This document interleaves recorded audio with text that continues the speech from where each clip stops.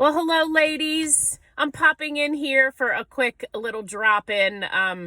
Carpool commentary is going to shift to parked car commentary. Reason being, just to have transparency, my sister was also, she copied me, my idea, but she copied me.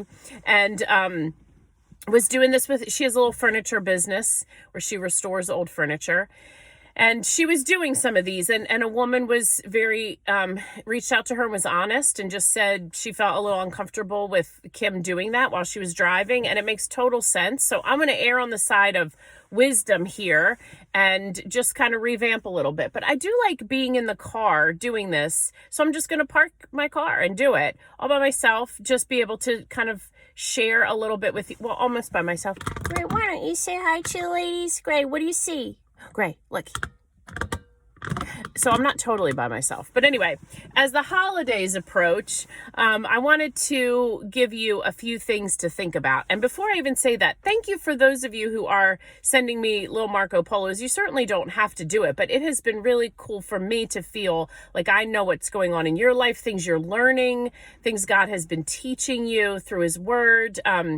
Just sweet experiences in your life or things that are hard right now. And it's helped me to know to pray and to just be mindful of what some of you are just like what your life is right now. So that's been meaningful. So thank you. I mean, any of you can do that.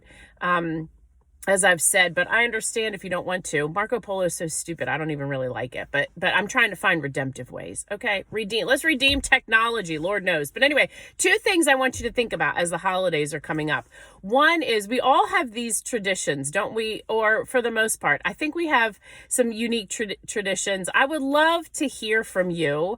And you certainly can just email it to me too, or you don't have to do it at all. But what are some traditions that are most meaningful to you? What has been sort of stood the test of time, or maybe even you're starting something new this year? It's fun to have those little anchoring points that carry on through the years. And we've had some that are just so fun and some that are silly and some that are just very meaningful. So I would love to know just what some of those are. It's kind of fun. I can learn from you about even what maybe I could implement into my own family and what we do each year as I gather with my siblings and parents. And the other thing I wanted you to think about is, what is one thing, can you name something that is sort of the pattern as the holidays come up and we are celebrating aspects of the holidays and we are grieving at the same time. There are life has created a space in our calendar to feel grief even more than on an average day because the holidays are so special. So I know, I acknowledge that though we, excuse me, though we celebrate some of these things, we have in the backdrop sometimes just loss. And so I don't know, not even related to loss, but maybe just related to the holidays. What do you tend to carry? What stress is pretty typical for you that as the holiday, it steals your joy a little bit.